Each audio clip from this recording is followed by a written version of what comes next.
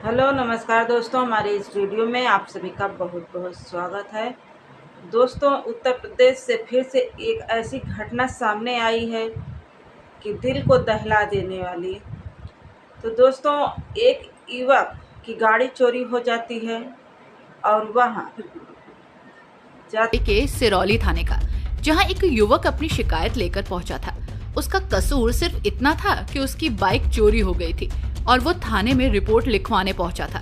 लेकिन साहब, रिपोर्ट लिखना तो दूर, उल्टा उसे पुलिसिया जुल्म का शिकार होना पड़ा।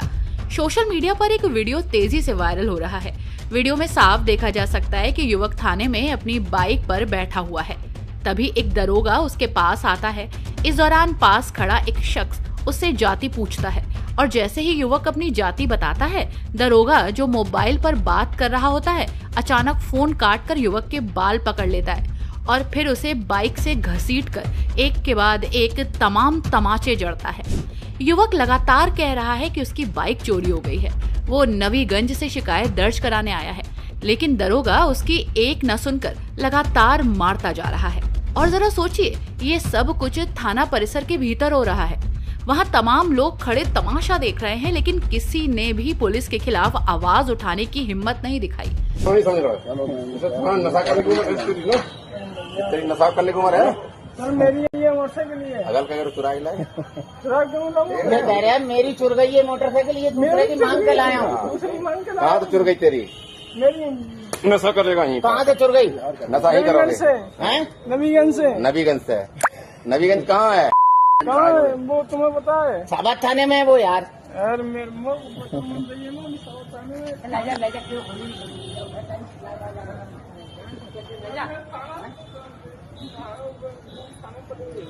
अरे वो थाना सिरौली में है, वो साबाद में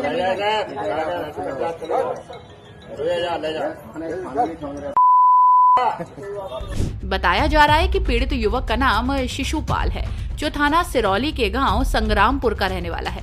अब सवाल ये है कि जब शिकायत करने आया पीड़ित ही थाने में सुरक्षित नहीं है, तो आम जनता अपनी सुरक्षा की उम्मीद किससे करेगी? क्या यूपी पुलिस का काम शिकायत सुनना है या पीड़ित की पिटाई करना?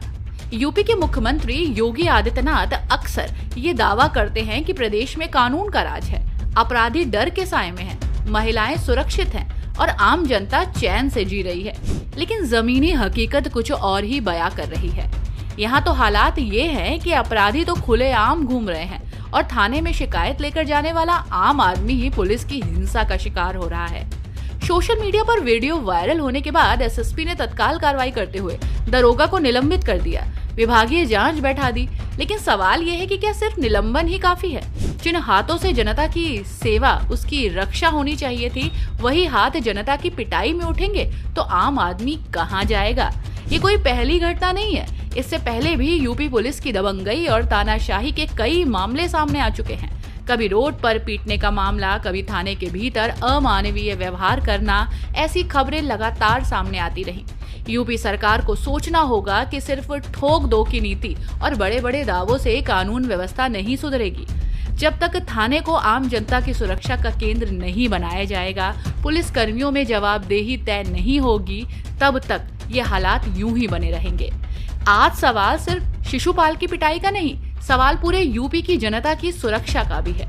सवाल इस बात का भी है कि जब थाने में न्याय नहीं मिलेगा तो जनता कहां जाएगी? योगी सरकार को इसका जवाब देना ही होगा।